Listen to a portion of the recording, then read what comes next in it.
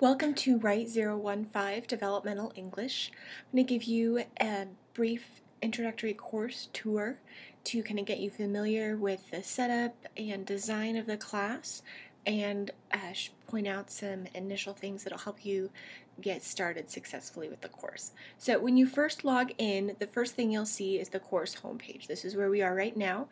You can get to it over here on the left by clicking on Course Home. And up at the top is an announcement tab. These will change through the course of the semester. I'll put any weekly announcements up there. Every week I will post what my office hours, whether virtual or physical, what those times will be. So for this first week of class, you can see that I will have live office hours. So during these times on Monday and on Tuesday in the afternoon, you can come to campus and physically meet with me if you'd like to. During these live office hours, I will also be logged into the course, so those will be my virtual office hours as well. Anytime I have live office hours, I will also be logged into the course, so if you send me an email or a message, I can get it right away, or we could also interact through the live course tool, which has a kind of chat room and audio capabilities.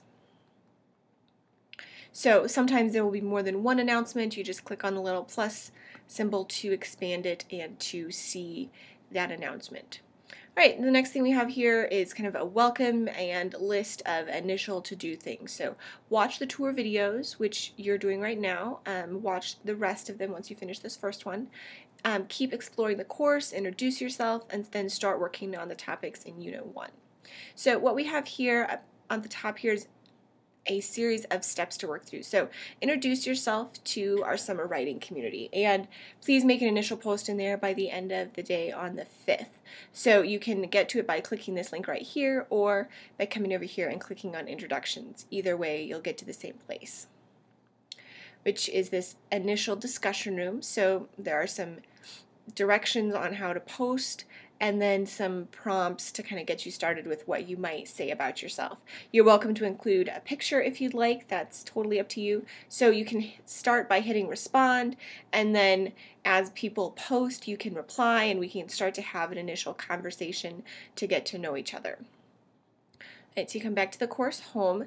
This next box are ways you can get to know me. So meet your instructor will link you to the same place as instructor over here, and then virtual office, same as virtual office over here. This is virtual office is a discussion forum where you can post general course questions, and you can also, I will be checking that several times a day. You can also always use the course email tool to send me an email. Next, to explore the syllabus, the course calendar, and the introduction to the course.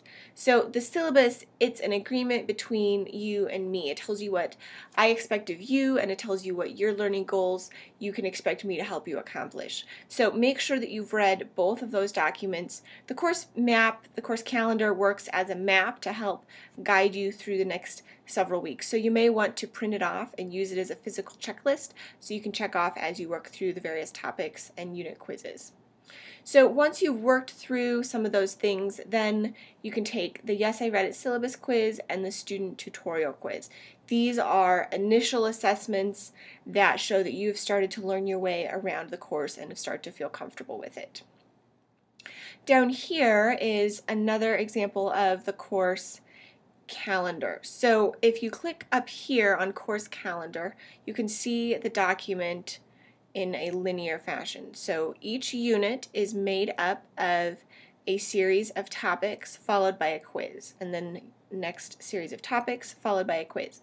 So I've done the same information over here, just each unit is in its own little box. So you can kind of have this as a master visual. You can easily visually look at the whole thing at once and see, okay, here are all of the things we're going to be working through in the course of the semester.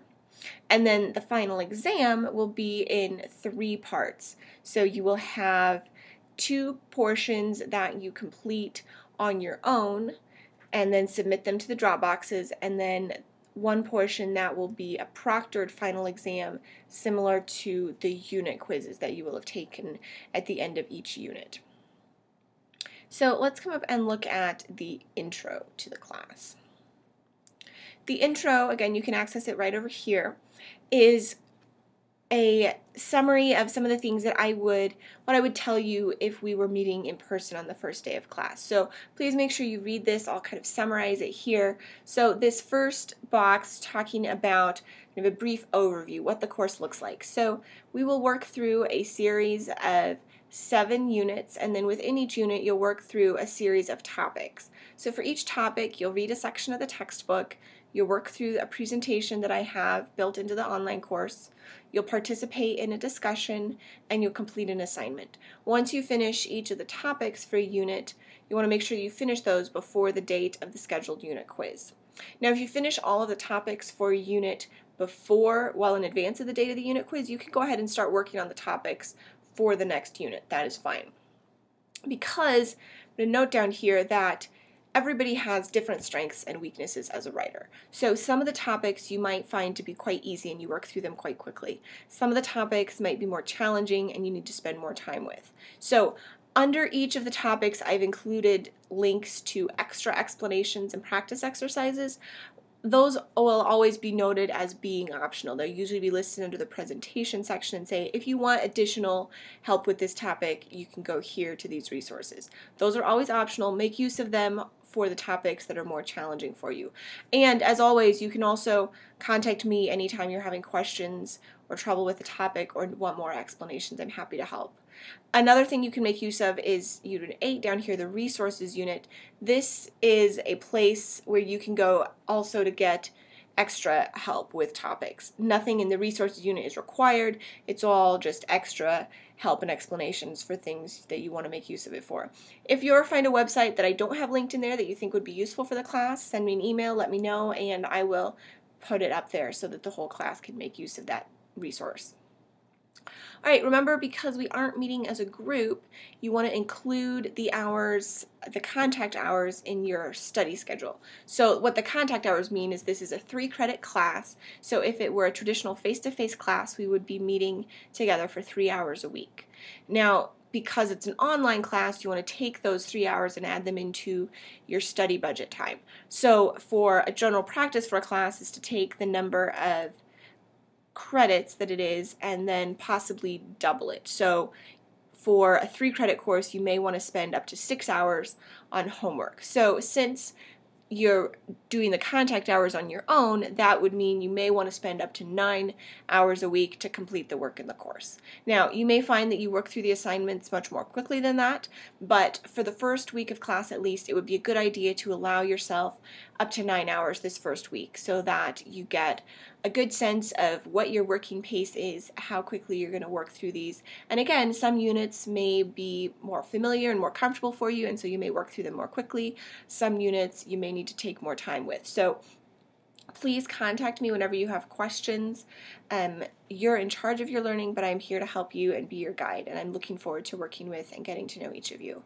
And then down here at the bottom, I've got some best practices for an online class, some things that you can do to help set yourself up for success when working in the class. So please read through those. I want to highlight down here, communicate. One of the best things you can do is be in constant, regular communication, both with the rest of your class members through the discussion and with your instructors. So if you're having trouble in taking an online class can be stressful at first, getting used to the new form if you've never taken an online class before. So please communicate with me. If you've got a question, no matter what the question is, you don't have to feel worried about a question being silly or anything like that. Anytime you have a question, send me an email. I want to work with you and want to help make this a successful experience for you. So please communicate regularly with me. All right, let's go back to the course home. So again, that is a brief overview of what you want to do to get situated with the course, the overall map of the course, and then these initial introductory videos. All right, so once you have worked through all of those, then you'll come over and start looking at the topics. And you'll talk more about these in the successive course tour videos.